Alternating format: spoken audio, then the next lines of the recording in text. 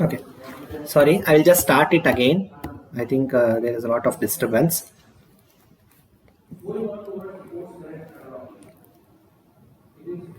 So you didn't unmute your mic, sir. Sir, it's not audible, it's visible. Now,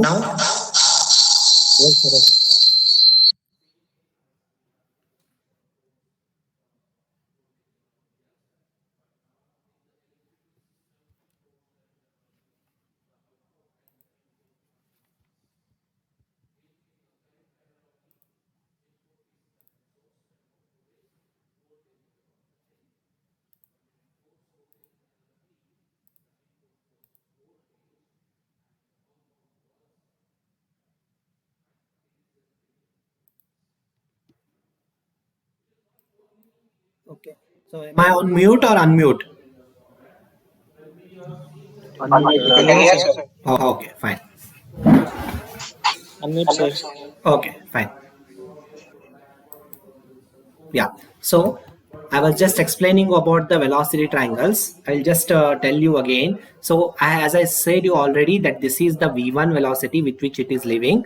So and now when I split this v1 into horizontal and vertical components, the horizontal one becomes vw1 or that is v1 cos alpha 1 and the vertical one becomes the vf or vf that is v1 sine alpha 1 or that is equal to vf or vm, anything is fine. I will just stick on there like in everything they have changed it, but I prefer to sticking on to the one thing. So you also stick on to the one notation, that is tangential velocity in terms of vw1 and this is vf. So since I'm using this ppt, they have written it as vm, so therefore I'm just changing it to vf and vw2 wherever it is possible. So you also while doing it you also change the things for your side. Okay, and we know that this is the relative velocity. There is no there is no difficulty in understanding. Once you start doing this type of problems you will get to know by yourself. So don't worry that and don't take stress that it is very difficult. No, it is not at all difficult. It's very easy. Only need to think is you need to concentrate on the velocity triangles. That's it. If you can understand velocity triangles, your turbo machine is done. Okay, so this is the now starting with components of velocity triangles. Now let us say vf or vm, where it is here I will just change it to vf. So vf2, see they have used here vf and they have used here vm, so due to that there will be confusion, so I'm sticking on to vf only. So vf2 is equal to v2 square minus vu2 square. We can check here. So vw2 I will write it here. So vf2, if you apply the Pythagoras theorem to this triangle, if you apply Pythagoras theorem to this triangle, that triangle is given by what here? This is V2, sorry, this is VF2, this is VW2 and this is V2. So can we write V2 square equal to VF2 square plus VW2 square? Can we do that? Yes, because it is a Pythagoras theorem. So using this Pythagoras theorem, now what will be Vf2 equal to? Vf2 square will be equal to V2 square minus Vw2 square. That only I am putting here. So V2 square minus Vw2 square. Now Vf2 square, can we write it as Vr2 square minus U2 minus Vw2 the whole square? How? See here. Now further again Vf2 square for this triangle now. Now for this triangle, now consider this triangle. For this triangle what we can write? Vf2 square. So this triangle is how it is like this. So this is vf2, this is vr2 and this is u2 minus vw2. This becomes, yes, see here. So this total it is u2 and this is vw2. What will be this? This will be u2 minus vw2, correct? Yes or no? So this whole is u2, this is vw2. So this part becomes u2 minus vw2. Yes or no? So this is U2 minus VW2. So now for this, what we can write, VR to the square equal to VF2 square plus U2 minus VW2 the whole square. Correct. So now Vf2 square again can be written as what? Vr2 square minus U2 minus Vw2 the whole square. Yes, that only I am substituting it here.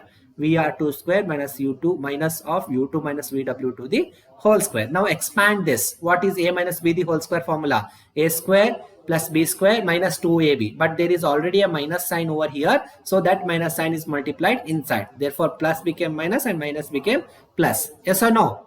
Or you want me to do this? So further, I'm equating these two things. V2 minus VW2 the VW2 square equal to VR2 square minus U2 square minus VU2 square plus 2U2 VW2. Okay, I'm just equating these two things here. So when I equate these two things, so what I can get here, this VW2 and this VW2 square goes off. Remaining thing is what? V2 square, U2 square, 2U2, VW2. Correct? So I will bring all those things one side. V2 square plus U2 square minus VR2 square whole divided by 2. This gives you the U2 VW2 equal to this much. Yes.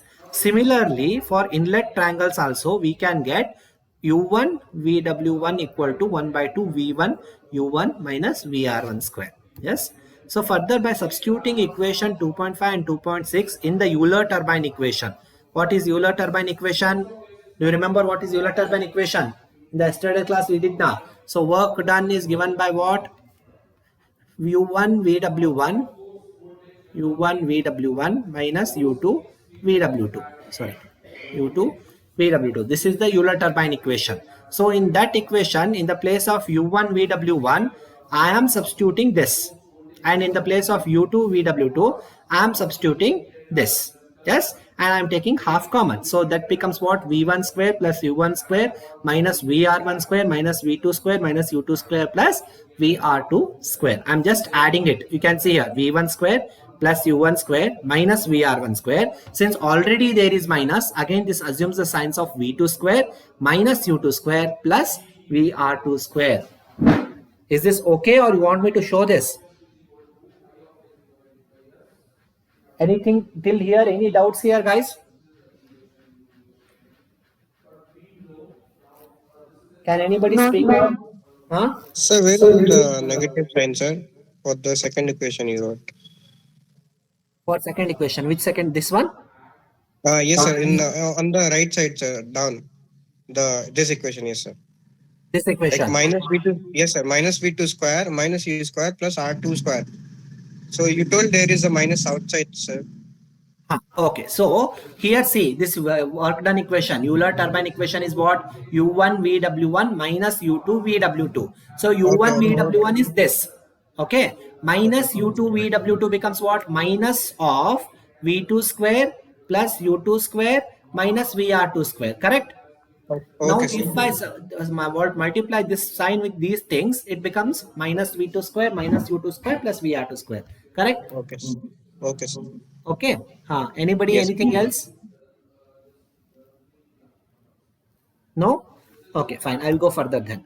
So for power generating type, this will be the case. And for power absorbing type, it will be the subscript which gets changed here. The subscripts will be changed. That's it. Just keep on the mute. Okay, the subscripts gets exchanged. So this is what the thing. Now coming to each one of them, like this one, each one of them is a component of energy transfer, we say.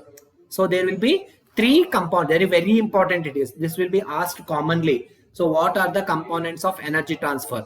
So this is the, if this equation is there, so the pair of terms in each brackets indicates the one type of energy. So the first term indicates V1 square minus V2 square by 2G. What is this actually? What is the kinetic energy formula? Half mv square, correct?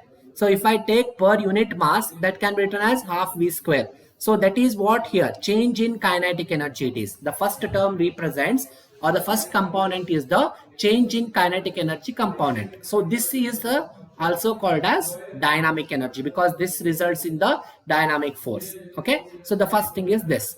Next thing is what? U1 square minus U2 square by 2gc. So this is what? Change in the moment of rotation of fluid. So this gives you the centrifugal energy. The second one is this u1 square minus u2 square. It results in the centrifugal energy. The third component is what? Vr2 square minus Vr1 square. This gives you the reactive component. Okay, so this is called as reactive component. This is dynamic energy, this is static energy, and this is also a static energy.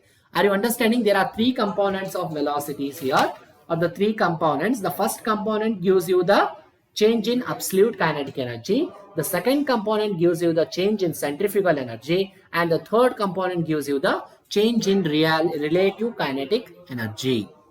Anybody has any doubts here? Three components of energy transfer.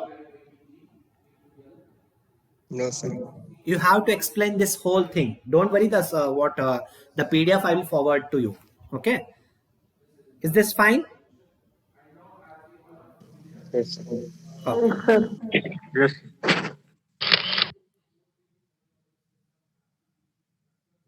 Okay, so now coming to the analysis purpose, like how we can say that the term represents a change in fluid energy due to the moment of rotation of fluid from one radius to another. So centrifugal energy, this can be understood in better as follows. So what is the force? Centrifugal force is given by m omega square r.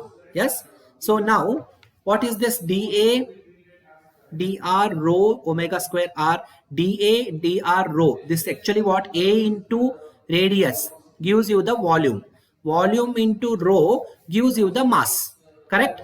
Mass is equal to rho, density equal to mass by volume. So mass is equal to density into volume. So that I can, I'm splitting the volume as area into some other part. That becomes the volume. So basically this is what I'm replacing the mass in terms of area and radius. Why? I'm taking a small infinitesimal element over here, and I assume that this infinitesimal element move from top to bottom with increase in r and increasing the area. So I am changing dA dr. Okay, so both are changeable. Now pressure force is given by what? dP into dA. Force is pressure equal to force by area. Therefore force is equal to pressure into area, that I am using over here. So at equilibrium condition both should be equal, then only it will be in stable condition. So for that reason, if we Excuse me, sir. yeah, tell me.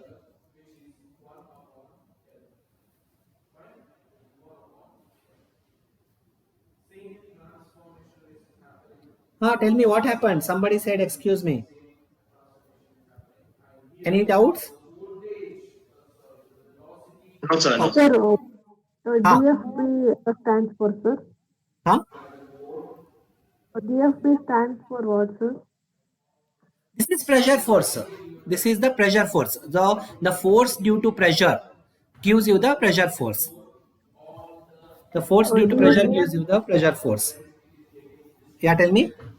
DFB is centrifugal force. This is centrifugal. Oh, sorry, I have not told you about this. Nah, yeah, this is centrifugal force. Okay, the centrifugal force is given by m omega square r. I think you know this, right? M omega square r is the centrifugal force formula. You might have studied this in your kinematics of machines or somewhere. Do you remember this? Yes, sir. Yeah, this is centrifugal force formula. It is. Okay, so now I am using this centrifugal force formula and the pressure force formula, and I'm for equilibrium conditioning I'm equating these two things. So that becomes what? dP by rho equal to omega square r dr. Okay, now if I integrate, actually this becomes little tedious. Need not to worry about it.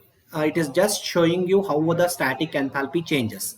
Okay, now I am integrating dP by rho and omega square r dr. So now if I integrate this, what is omega square r dr? Gives you omega square, integration of omega square r. So omega square is constant because we are integrating with respect to r. Take omega square outside, integration of r becomes what? R square by 2.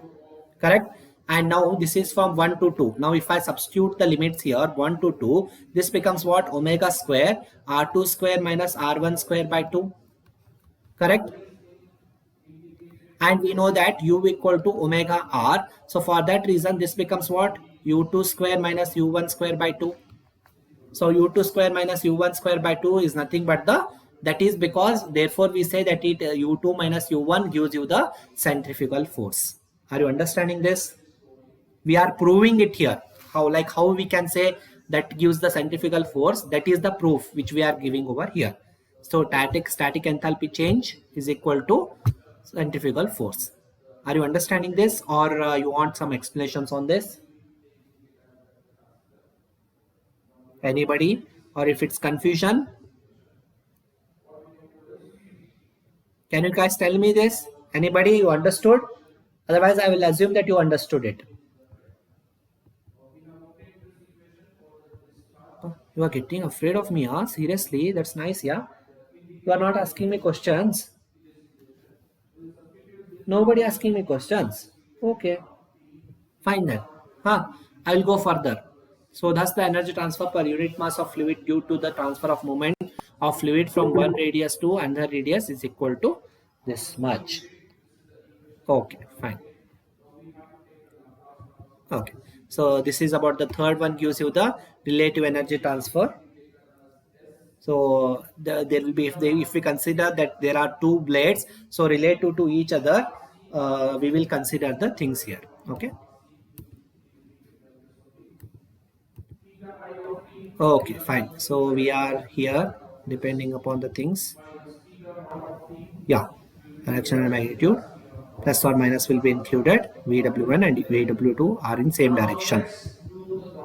Okay, so this is have you understood all these things, guys, till here? Like till where I explained you like how that is. These two slides are not required for you till relative velocity slide. I'll just give some time. You can just go through this. If you have any doubt, you please let me know.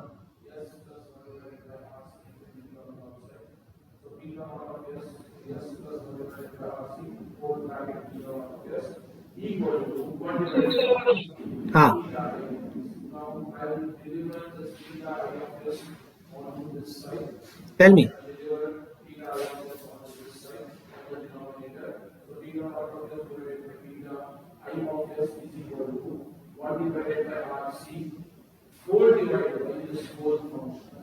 This whole function will come on to the denominator. Now I'll take the LCM, or I'll take the LCM.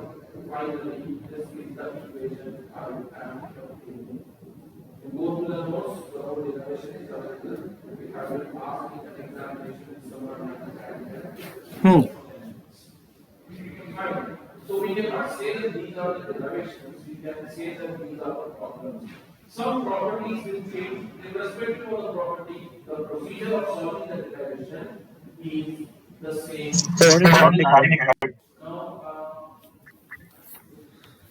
Static. What you are talking about?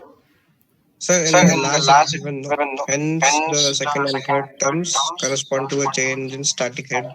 Static head, static energy, or static enthalpy. Yeah. Okay. So what is the static? Whenever we talk about the, I think again this I will again make you to think about your fluid mechanics compressible flow, that chapter which you have learned in module 5. So there only will learn the two things. One is static enthalpy and the other one is, what is the other one? Two things are there now in the fluid mechanics chapter. There are two things. Just give me a second. Static and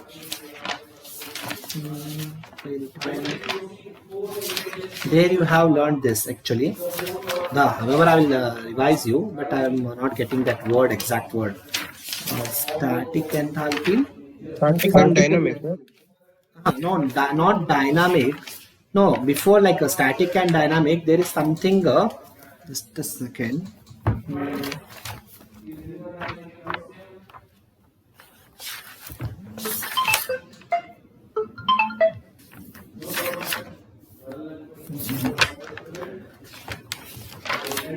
Yeah, static pressure. One more is there. Yeah, some term is there for that. I'm not getting that term.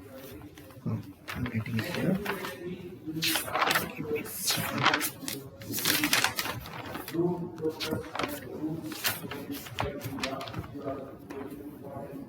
We'll discuss what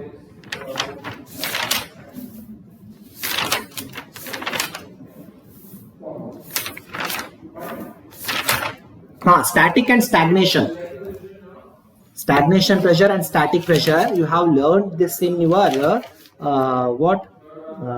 compressible flow. Do you remember this? Static and stagnation temperatures, stagnation pressures, static pressures. Do you remember? Huh? Guys, anybody? Do you remember? Okay, I will just remind you. Huh? You have? Do you remember? Anybody? No, sir.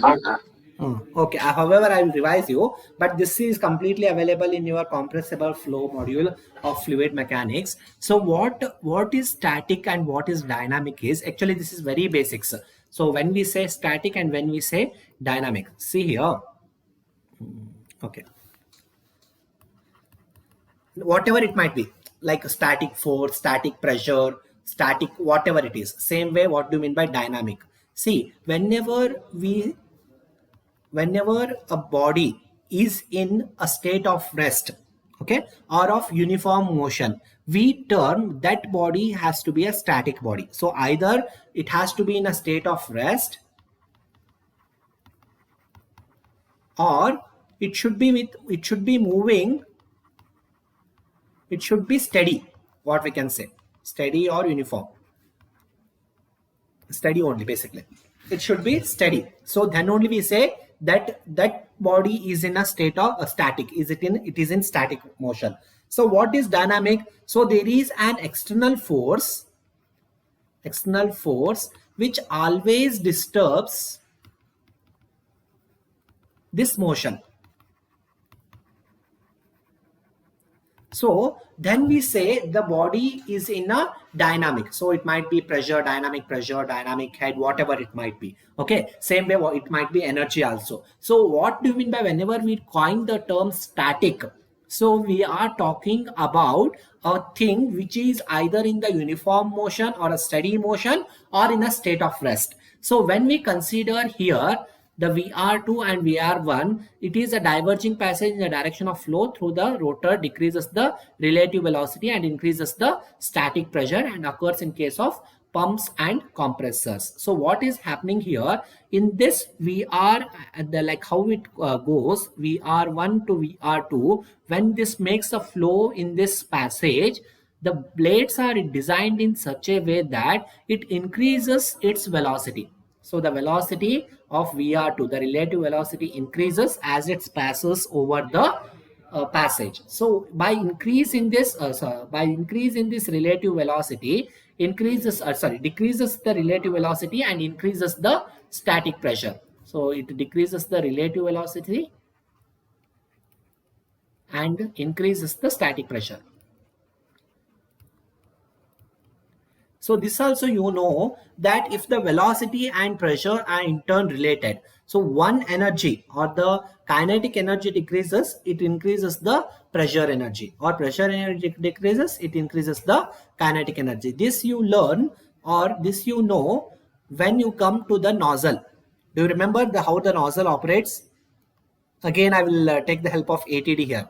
In the nozzle, what happens is, at initially, here the pressure energy will be high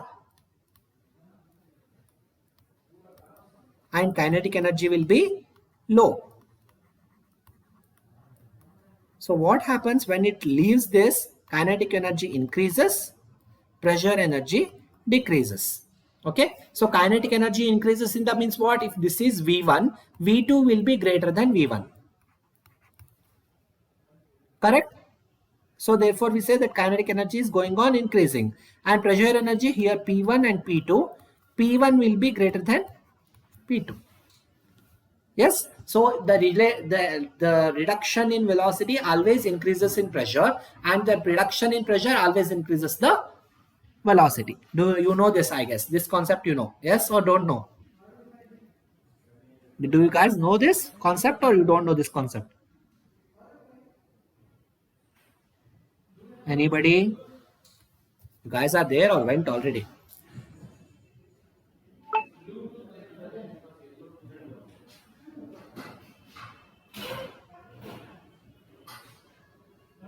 Okay, fine. So that is the static head or static energy or static pressure increases. In turn, it can increase these energies. Sumit, is it clear? Sumit asked me, right? Yes, yes, sir. Clear, sir. Clear. Okay, fine. So this is the static energy things. Okay. So this is not required. And just again that same thing only they are talking about over here. So lastly, I want you to bring you to one more thing here. Bring you to one more thing, that is relation between utilization factor. This derivation one I will explain you, because this derivation is there in the assignment as well as in the things. So I want you to explain this. So before that, I have to explain you what is degree of reaction for that.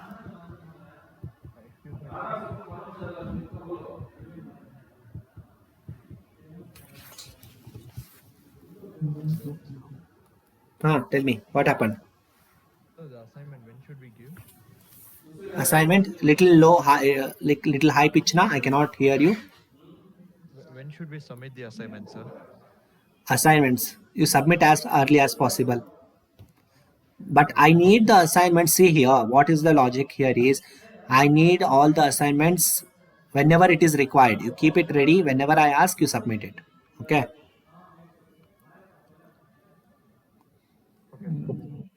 Okay.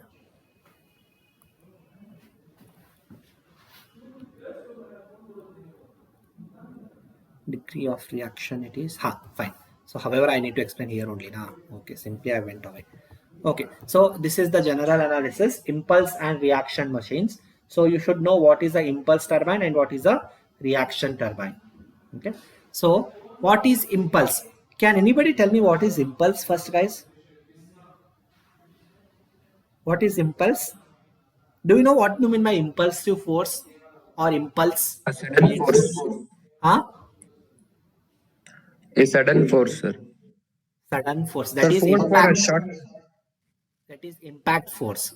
Somebody else was telling. It might be correct. Tell me what Force it is. for a short time. Very good. Who's this? Sumit. Okay, Sumit. Correct. It is short force for a short time. So that means what? The other one, what you said, sudden force. That is impact force. Don't get confused between impact and impulse. See here. What is impulse is, it's important to note what is impulse. Okay, first tell me what Newton's second law of motion. Anybody? F equal to MA. ma. So what is the formula for A? Can anybody tell me how can you find acceleration? Quickly, I'm asking ABCD type of questions here.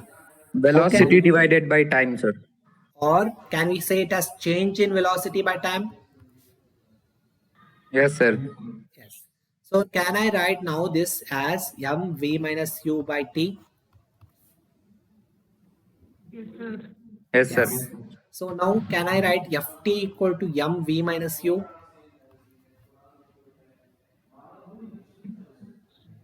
Yes, sir. Yes or no? So now can we write this as mv minus mu? Yes. Yes. Now again one more question. What is mass into velocity gives you?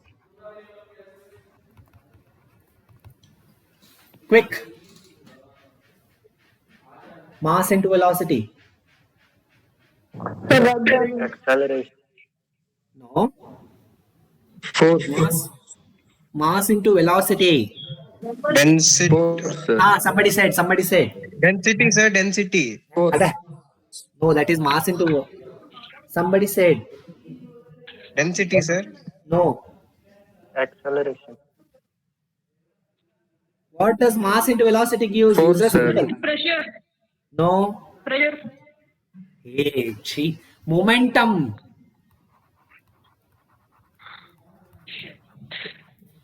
Momentum gives you mass into velocity. Final momentum, initial momentum. Do you know momentum at least? What is momentum? Don't say mass into velocity now. Do you have you heard about momentum? Anybody? Seriously, you guys don't know about momentum? The second law only defines Sir, about vector this. quantity. Vector quantity, okay, but the second law only defines it. The rate of change of Yes, sir. momentum gives you the applied force, or the applied force will result in rate of change of momentum. Yes or no? Yes, sir. Very good. Like if you promote like this, 100% this will be the thing. Okay, what is Ft gives you? This is what the impulse. So remember, whenever you do the impulse, there is change in momentum. Impulse always results in change in momentum. Okay, now at least explain me this. Like how can we physically explain me this? How we can say that impulse will change in momentum, will get to change in momentum. Okay, you know what is momentum, at least have you understood what is momentum? If a mass is given some velocity, that will be the momentum. For example, if I have a ball and I throw that ball, that itself is the momentum, because a mass is carrying some velocity. That itself is the momentum. Mass traveling with some velocity, that is itself the momentum. Getting this? Yes, sir.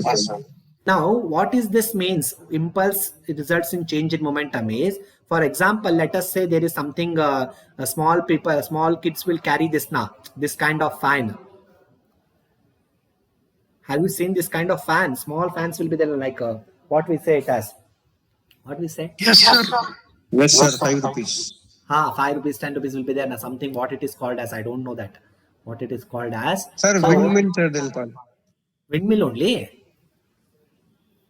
Yes, Okay. sir, they'll call it like that only. So to this, what you will do, you will apply the force at some point. Here, if you apply the force, it sets into motion. Correct? Yes, sir. Yes. So what is happening here? You are applying the force for some time. That force, that is itself the impulse here. But this impulse results in this rotation. So this rotation is nothing but change in momentum. Are you getting this? Yes, sir. I don't know still simple example than this.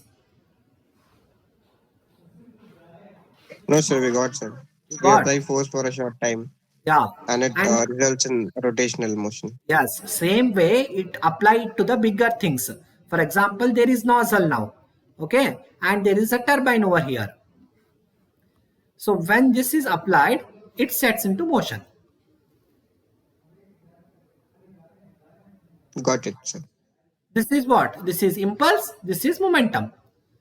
A turbine which operates on this principle is called as impulse turbine. Is it easy to understand what is impulse turbine? Yes, sir. Okay. So lastly, I will finish off with reaction turbine. What do you mean by reaction turbine? So I will just give the example of this. Where this is, I think here. Yeah. This one, have you seen this sprayer type of thing, which you will get normally in the garden or somewhere, big gardens will be there. In that type, it will be sprayer type of thing will be there. Do you know this sprayer type of thing? Have you seen this? Yes, sir. Yes. What is the principle over here is some water will be left outside. So this is a force. Okay. When this leaves outside, an equivalent opposite force will be applied onto the sprayer. Therefore, this sprayer also moves further.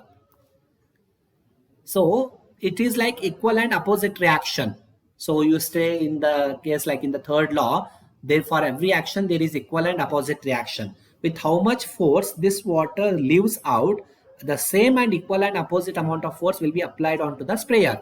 Therefore, it will set into the motion. You know this or you don't know this?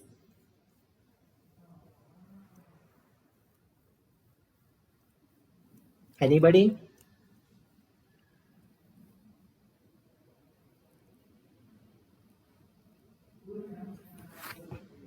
Okay. To be saying like in what in technical way, what is the impulse turbine and what is the reaction turbine is during, sorry, I will just use my whiteboard here. White screen. Okay, what is the impulse and reaction turbine difference? If you want to make me, what is the impulse and reaction turbine difference is, in impulse all the pressure energy is getting converted into kinetic energy. Okay, and only kinetic energy will be left onto the turbine. Okay, all pressure energy is converted into kinetic energy, only kinetic energy will be left onto the turbine. Whereas in case of reaction, there is no conversion, there is no 100% conversion of pressure energy into kinetic energy. A part of pressure energy is converted into kinetic energy. Okay, so at the inlet of a reaction turbine, there will be two things. Sorry.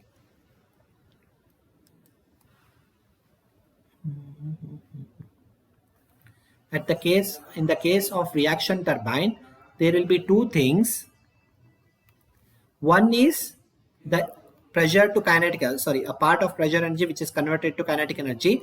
That force is called as impulsive force. Okay, F impulsive. And there will be another force which is generated because of this, that is called as reaction force. Okay, both together we get one closing thing, that is the reactant force. So there will be two forces here. One is impulse, the other one is reaction, and together it gives you the total force is the reactant force. So in case of reaction turbines, there will be two things which causes which sets the turbine into motion. One is a part of pressure energy converted into kinetic energy. The other thing is the pressure energy itself. So these two things sets the turbine into motion. Therefore, such turbines are called as reaction turbines or impulse reaction turbines to be precise. And the other one is called as the impulse turbine. Is there any doubts here? This is very important.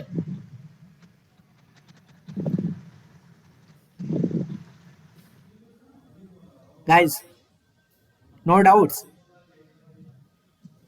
Pakka no doubts. Yes, sir. Huh? Is it clear? Yes, sir. Clear, sir. Yes, No sir. doubts here. What is impulse turbine? What is reaction turbine? Okay, fine. So I will stop here then. Okay, that derivation I will just record and send it to you once. Okay. Okay, sir. I think you have next class as well. You have next class as well. Okay.